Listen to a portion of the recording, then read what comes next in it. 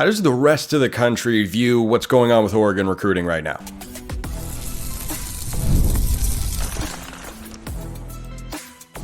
You are Locked On Ducks, your daily podcast on the Oregon Ducks, part of the Locked On Podcast Network, your team every day.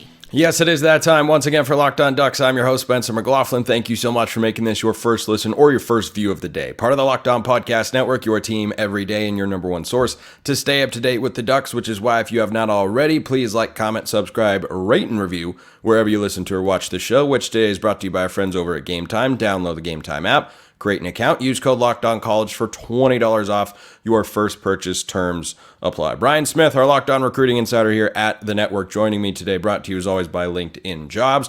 Brian, Oregon was the hottest recruiting team in the country at one point during the summer. That is not the case right now. There have been a couple of notable decommitments, and there have been rumorous reports, a term that I kind of made up earlier in my head, that Isaiah Mosey could flip to Nebraska as well. Brian's favorite thing in the world is to do shows with me, as you can see if you're watching on YouTube. But what do you make of what's happening with Oregon's recruiting class and how quickly, frankly, they've fallen out of the top 5 and now out of the top 10? That's recruiting. You're going to have at least 2 or 3 kids a year decommit. That's Alabama, that's Texas, that's Michigan. Doesn't matter. It just, for whatever reason, for Oregon, it's happened in like a 2-3 week span. It's kind of bizarre. Which it's been like one week. Sharma and I don't know why his name just went out of my head. Deshaun Brame. That happened in like a 36-hour span. It is what it is, brother. I don't know. Like I've told you before, Oregon is arguably the most difficult school for me. Probably is. To project because they recruit so many out-of-state kids. So that's part of it. But again, they're also recruiting elite players now, especially when you recruit those kind of guys. Even Nick lost guys like this in the middle of his run and like 10 years ago. You have to kind of plan on this and then just kind of over-recruit, and then who's left standing, it is what it is. If you're not losing kids, it's probably because you're not recruiting the right kids. As goofy as that sounds, the elite players are going to take visits and things may get dicey with a few of them. You also have to be able to flip some, which Oregon has certainly done.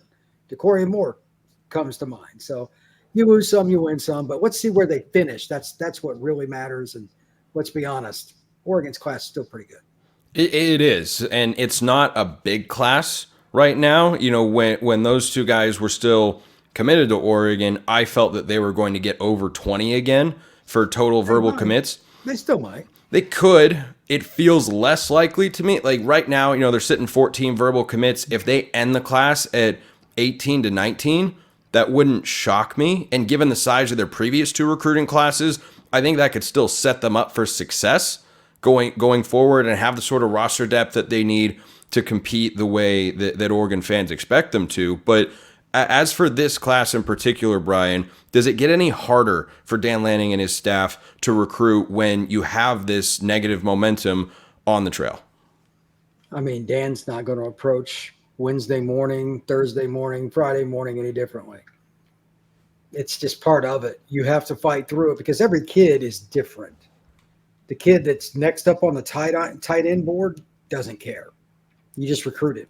And I'm sure they'll still recruit kids that just decommitted. Don't kid yourself. Like Auburn just got a kid to reflip to him. He's decommitted 3 different times. So this is, don't get me started. This is recruiting in 2024-25. This stuff is wild. You can't allow one player to mess with your mojo in your own head as a coach. You can't let your players see it, your staff, even your secretary. Next man up mentality also counts with recruiting. So when you look at where Oregon's class is at, they were as high as 4, then it went down to 5, then the 2 decommits. It's down, according to 24/7 Sports, at 11. Our other services might be different. I've always been a fan of 24/7 because they have, I just think, really good metrics, and I also prefer their website, quite frankly, to a lot of others. But I think they do a really good job of assessing where a class is at. So Oregon is sitting, as we're recording this show, at 11th nationally.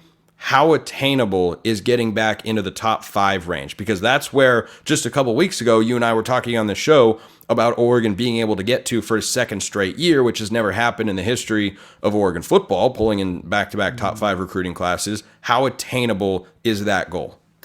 They're probably going to have to, not lose any more guys. Got to keep your own, obviously. And they're going to have to get at least probably 2 more big-time players. A couple of the guys we're going to talk about would be in that line. But the way Oregon recruits, there might be a kid that they end up flipping that you and I haven't even discussed this year. You got to remember that Oregon's recruiting is really different than just about anybody else's. And they're still going to recruit DJ Pickett and guys like that too, the obvious names. But they're still trying with Naeem Offord, etc. Probably need 2 more big-time guys. And there could be other schools that fall back because they lose them to Oregon. Like, you can go really, really far with just a couple of kids if they're 5-star recruits. Jonah Williams commits? Okay, that's going to change your class. That's what it comes down to. It's not volume, it's quality. If Oregon is able to land a couple of the quality names who we're going to be talking about later in today's show, say, between Trey McNutt, Michael Terry III, and Jonah Williams, who are all 5 stars that they're after. Juan Gaston Jr., 4-star offensive lineman. He's committing in the middle of August. You'd spoken about him on this show. It seemed like he was going to be headed to the SEC. Yeah, to Georgia most likely. But if among those 3 5-stars, who Oregon has a very real shot for across the board, if they land 2 of them, does that lock up a top 10 class and allow them to reasonably push for a top 5? Yes. Yeah, if they get 2 of those guys, like being outside the top 7 would be pretty – they'd have to screw up something else. Like they'd have to lose a couple other guys. You can't add 5 stars and not end up at that high level. They mean a lot in the way the points and the rankings work. So, yeah. And like Terry, just as an example, depending on what metric you want to use, on threes is way different than the others on how they do it. But Terry can play like 4 positions. So you can rank it differently that way, but it's all positive. So they're recruiting versatile kids that can play a lot of spots. Jonah can play multiple spots too. So, again, they would probably end up top 7. Conservatively, they could get to that number 5 spot. What if they only land one of those 5-star kids? What's the ceiling on the class? I don't know if they'd make 5. That's where it would come down really close.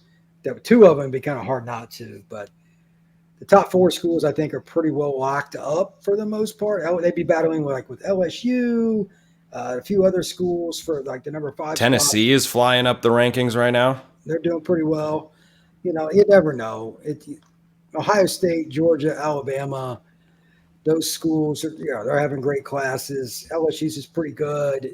Miami still could make a run or something like that. But I think Oregon's still in on enough of these guys we're going to talk about that they're in as good a spot as anybody to at least make the back end of the top 5 to number 7. I think you would think they'd get at least 1 because whoever I predict them not to get is who they do. That's how this works. Well, then do me a favor. Pick Jonah Williams at Texas A&M, pick Trey McNutt to Ohio State, and pick Michael Terry III to literally anywhere other than Oregon. But those are not the only names, but there are some we're going to talk about coming up next because Oregon's still trying to fill out that 2025 class. Names to know and updates on all of them coming up. First, want to remind you this episode is brought to you by our friends over at Game Time. Game Time is an authorized ticket marketplace of Major League Baseball, of which I'm a big fan, and they make getting tickets faster and easier, which is better for you. Prices on the Game Time app, they actually go down the closer it gets to first pitch, which is great. They've got killer last-minute deals, all-in prices, views from your seat, and their lowest price guarantee. Game Time takes the guesswork out of buying Major League Baseball tickets. You can save up to 60% off buying last minute for sports, concerts, comedy, theater, whatever you're looking for, they've got it. You can save even more with exclusive in-app deals on select seats ahead of the game or event. Take the guesswork out of buying Major League Baseball tickets with Game Time. Download the Game Time app, create an account, use code LOCKEDONCollege, all one word, for $20 off your first purchase.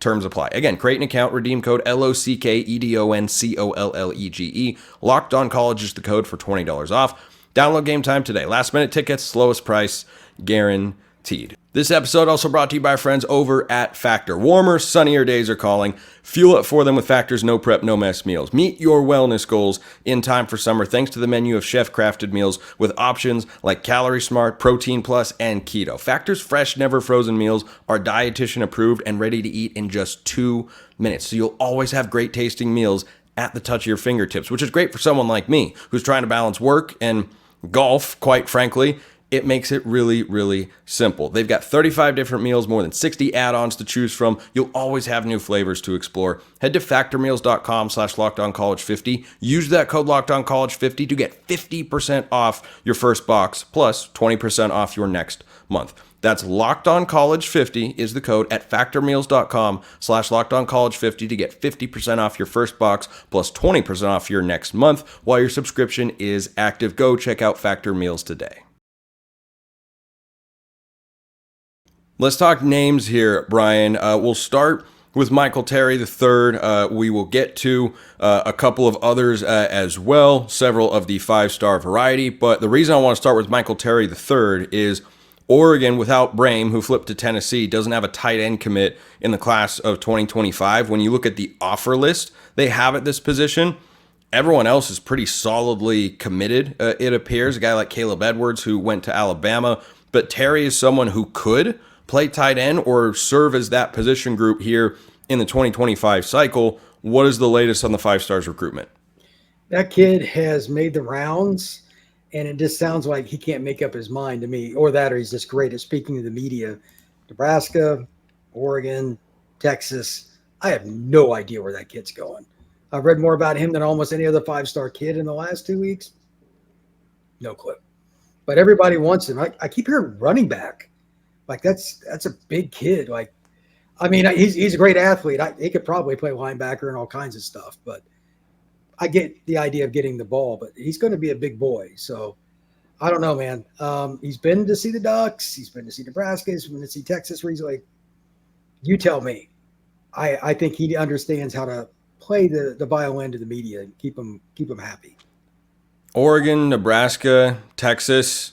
How big of a factor do you think NIL is here? Because those are three schools that can certainly offer a decent chunk of change.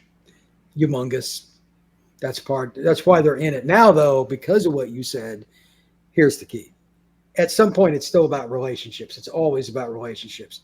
Let's say, for the sake of argument, that Nebraska offers him $50,000 more than what Texas or Oregon does. Whatever. Are you really going to make a decision just on that when there's hundreds of thousands of dollars involved here? That would be kind of weird. He's probably still going to pick a school that he feels like he can make a difference. Maybe he wants to be the upstart at Nebraska. Wouldn't shock me. That's happened before. But then he could just want to be closer to mom. It's impossible. But it'll still be relationships to figure it out. I know that NIL with all those schools, is humongous, though. Does he have a timeline or a commitment date or not yet? I've heard that he would like to have it done fairly soon, like beginning of the season. But I haven't. Beginning of the high school season or the college season? Like, or are they around the same time? Well, high school and tech, mid like August 15th, August 20th. So it's a little closer. Okay. That's a name to watch. But one who has tweeted out from his personal account, so we're going to go with this should be a solid commitment date, we hope, is Trey McNutt. 5-star defensive back, probably projects as a safety, committing on Saturday. Who's in play here, and how good of a chance does Oregon have? Oregon is the team that's been trending. But I'm just going to say this again for the record. Kids from the Cleveland area don't go to Oregon. It's been a really weird year. But even the person I spoke to recently that runs Locked On Buckeyes says he's here in Oregon too. Like, it's just bizarre. When I was a kid, they never got a kid to visit from the state of Ohio. Oregon has done a great job, man. They really have. And it's not like Ohio State doesn't want him. So to beat them for an in-state kid that they want, like Cleveland is just deep red. Like that is Ohio State turf. So that would be a coup for Dan Lanning. And that's a good football player. The only thing I've heard is Oregon, even from an Ohio State person. What's that tell you? That Oregon fans should be cautiously optimistic about Saturday, but don't get all your hopes invested in one kid's verbal commitment in That is early true. August. That is sage advice. That's probably the wisest advice that I could come up with here for Oregon fans. But next name that I want to discuss, speaking of Ohio State, Naeem Offord. There has been buzz for, I think, months, at least weeks at this point. I feel like every time I go in to do a Google search, I'm getting a new article about Naeem Offord could decommit. Naeem Offord could. But it kind of reminds me of the Juju Lewis factor, who's the top quarterback in the class. He's committed to USC. Plenty of buzz. You and I have talked on Locked On College Football about, is he going to decommit from USC? Is he going to go to Auburn? Is he going to go to Colorado? He visited Indiana. And yet, here we are all this time later, and he's still committed to that same spot. What does that tell you? He just visited Auburn for their Big Cat weekend. I mean, if he visits Auburn again, that's one thing. But if he visits Oregon, it's another, because that's a distance. Follow the visits. That's always the case. And it's not a short flight from Birmingham to Portland, then drive on in to Eugene. So if he visits Oregon early in the season, you'll know where you stand. That's because they're trying to get him to come out. That's not in question. That's the key, though. But I've spoken to people around Auburn. They still think Ohio State's the most likely. There's some that think Oregon's in play, and Auburn's the other. Bama's now trying really hard. Don't forget about them. His recruitment is hard to read. I'm going to go see him in a few weeks, and hopefully I have a better answer for you. But I'm not sure he knows, because he wouldn't be taking a visit to Auburn this past weekend if he wasn't open-minded. Last year, the most high-profile recruit Oregon landed during the season was Aiden Breland. That was in October. Is that the same sort of timeline you think that that Offord is going to operate on in terms of choosing whether he's sticking with Ohio State or decommitting to go somewhere else? October is probably the earliest, because Auburn's not going to give up on him regardless. They have 4 corners committed, and they're ardently recruiting him. What does that tell you? So he's an elite kid. That's an NFL player. It's a 3-and-out guy. He would start at most programs as a freshman. You got to recruit him. Somebody else decommits, it is what it is. They won't care. Same with Oregon. Yeah, I'd imagine that's going to be closer to signing day. What about Jonah Williams, baseball player that's been, reportedly a part of his recruitment? Wow. Hopefully he's gotten to know Coach Waz and likes him. Coach Waz has, of course, done a great job with the Oregon baseball program over the last couple of years. Williams is safety, linebacker. He's like a Jeff Bossa type. He could play either one throughout his career. But where does Williams' recruitment stand? That one is a little more unique. The baseball thing you were smart to bring up. I don't know how to put stock in that, because everybody's different on how much they believe that's going to be the final factor. Because he might be the best pure hybrid safety in the country. You could at least make that argument. He could grow into a linebacker depending on your scheme. But, man, is he good. So the Ducks are right there. Texas schools, LSU. It depends on which site you're looking at to figure that out. And I haven't heard anybody pick a school with him that I trust. Now, I'm not talking about some random writer on some site that aggregates an article, but nobody I've spoken to is definitive. That's really far into recruitment for a 5-star kid. I don't know. LSU's gained a little momentum, allegedly, but does anybody want to play for that defense right now? I mean, they're terrible on defense. So, well, that's why they brought in a new staff. I know, but I don't know. Anyway, we'll see. Let's see how many of those kids are committed after about the 3rd or 4th game. I don't think they're going to be very good on defense again this year. But still, that's, Houston area kid. Baton Rouge is like 4 hours away, so I get it. But this is a kid that really likes Oregon, and the baseball thing's a big part of it. They've got a legit baseball program now. So. Yeah, they do. I mean, they've invested in it. They have recruited well. They've got plenty of talent. They get guys drafted all over the place. I think they just had 7 or 8 guys drafted into this year's draft. Bryce Betcher among them, but there were plenty of others. R.J. Gordon, Brock Moore. There were a bunch of guys and have been over the last couple of seasons. And real quick, it's Oregon, LSU, Texas A&M. Are there any other schools in the mix for Jonah Williams? There's schools still trying all over, like Texas A&M, all those schools are trying. I don't really cap his number, because Georgia's always going to try. Follow the visits. Again, we're kind of starting a new recruiting cycle on it's August 31st. That weekend, let's see where these kids go. Because Jonah can make a decision wherever he wants, whenever he wants, much to the chagrin of the coaches. But That's what 5-star kids get. So I think that the front runners are those schools you just mentioned, but that doesn't mean it's the end of the list.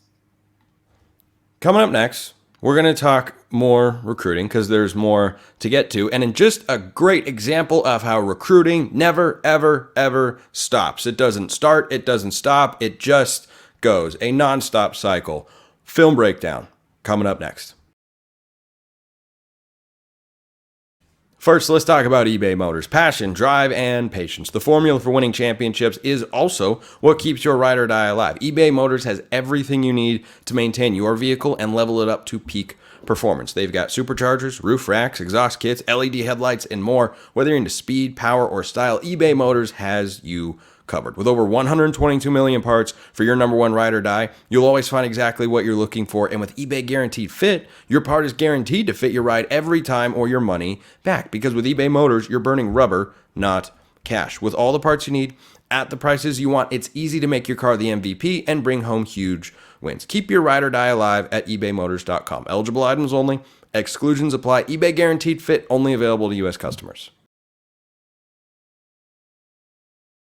All right, Brian, before we get to Tradarian Ball's film, who is a 2026 running back that Oregon received a verbal commitment from, let's talk about Brock Harris, a guy in my neck of the woods. By the time I get back to Cedar City in southern Utah, he's down at Pineview High School in St. George, high 4 or 5-star recruit, depending on which service you look at. I think he's kind of a composite high 4-star sort of guy, but really, really talented player, and this is a position group where, you know, thinking way, way ahead down the line, as Oregon staff always has to.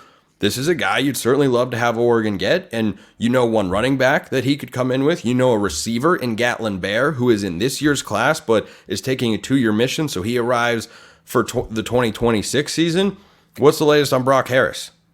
That kid has been all over the map. I saw him at a camp in the South. Like, his parents are taking him all over the place. Just visited Oregon. Again, he loves Oregon, so they're in the mix. That's the first thing. They should do well with kids in Utah. I mean, it's the traditional Pac-12 area. But that's probably the hottest school with him, but all the Midwest schools have offered it. And he's from Utah. I mean, that's just bizarre. Penn State, Notre Dame, Ohio State, Michigan. This kid has all the offers already, and he's just a great football player. I don't know where you would say he's going to go. If I had to pick right now, it'd be Oregon. But that's the latest visit too. So his visits have been all over the place. Auburn wants him, etc. So this is going to be a long, drawn-out recruitment. How crazy is it to you that the 2025 class isn't done? It was just a couple months ago that they were finishing up the 2024 class. That was, you know, in February with the second National Signing Day and whatnot. They brought in transfers, and this is why you have player personnel people, right? Like, how can you even think? How does a staff go about determining whether or not they should, you know, offer a kid in 2026, or whether they should be, you know, putting the time and effort? Who's worth it? What are our needs going to be? What is that like for these coaching staffs? There's somebody in every back office that has an assignment like that. Underclassmen recruiting, D-line recruiting. Okay, we're at this number for this class. We can only take so many in the next. Everything is pinpointed. Like, you know, Saban's back office staff kind of started at, like, he had 800 people, it seemed like. This is why. So you didn't miss on anybody and nobody went underneath the rug. They have somebody for all those questions. The money that goes into the back office staffs is one of the things that many people don't know. It is so vital. You'll see guys that are kind of at the end of their career as a scout or something for NFL come in, etc. That's how they do it, because the head coach doesn't have time to mess with all this. His coordinators certainly don't either. Most of the staff doesn't. Underclassmen recruiting, though, as you said, they'll send these guys lists, watch film, and they try to get kids on campus. They're ardently recruiting 26 kids across the country now. A bunch of the top 26 quarterbacks are done. Florida State, Miami, Texas, Michigan, Notre Dame, Penn State all have their quarterbacks already. It's crazy. So 26 recruiting is just a tip, too, because 27 recruiting's picked up a bunch here lately. And I'm not kidding. I'm just like, it's crazy to think about, but like, that's, if you're not doing it, somebody else is, right? Exactly. You can't get behind, because then at the end of the recruitment, the kid says, well, it was close, but this school was loyal to me the earliest. That's a big factor with some kids. It's random, but you don't want that to be the 5-star kid that you needed. So if you don't recruit him early, that's the way it goes, brother. Well, Oregon did land a verbal commit in the class of 2026, Tradarian Ball, a running back, and yet the first thing that, my first impression of him, once I saw that he had committed and was starting to, figure out who he is, first thing I saw was him looking like a wide receiver at Oregon's Saturday Night Live camp from, I think it was this past weekend, and in Eugene at Autzen. He's, running a route and catching the ball. He looks like a wide. I mean, if you told me he's a wide receiver, I'd believe you. Is this guy just an all-around sort of athlete? This is a Chip Kelly recruit. That's what this is. That's a great callback. He's a guy who runs outside zone when he's a running back. He's still good inside his film, but everybody knew about this kid. This is one of the highest rated recruits in the class of 26. He'll be national top 100 guy by everybody. He can fly. And that's why I bring up Chip. But the first play on his huddle film is him catching a screen and some poor normal high school kid trying to catch him. That was comical. Good luck. Yeah, that didn't work well. So he can do those things, but they also run GTE and inside zone, stuff like that kind of stuff. And he's fine. So he's a pretty physical kid for his size. Just needs to add a little weight. He's got 2 years of high school left, but natural jets, man. He's a kid. You can tell he's ran track, etc. If he played baseball, he's probably their center fielder, that kind of thing. He's got speed. Yeah, I think that's someone who, you see as a running back because that's what he plays traditionally, but you can also visualize how he can be employed in the offense. The last guy that I think had that sort of role, it didn't pan out incredibly well, was Seven McGee. He came to Oregon and he was initially a running back, but then they moved him to wide receiver, and he was kind of that gadget guy. He played that Jalen Redd, Charles Nelson, DeAnthony Thomas sort of role, and I think that's a great weapon to have in your offensive repertoire, no matter what sort of scheme you're running, is a guy who just kind of does a little bit of everything. There's nothing wrong with it. And a guy his size isn't going to take 28 carries in a game anyway. He's $180, something like that, I would guess, just kind of watching his film. That's okay. If you get him 5 screens, a couple of punts, and 6 or 7 carries, then who cares? He's a threat to score every time he touches the football. So even when he doesn't, the defense has to shift. Or if they don't, you can audible. And he's in a one-on-one with a player that's not a good matchup. The recruiting grind never stops, and Brian Smith keeps us up to date as always. Our Locked On Recruiting Insider here at the network, brought to you by LinkedIn Jobs. Brian, appreciate the time as always. Thank you, sir. Appreciate everyone listening. I will see you next time. Have a wonderful rest of your day, and as always, go Ducks.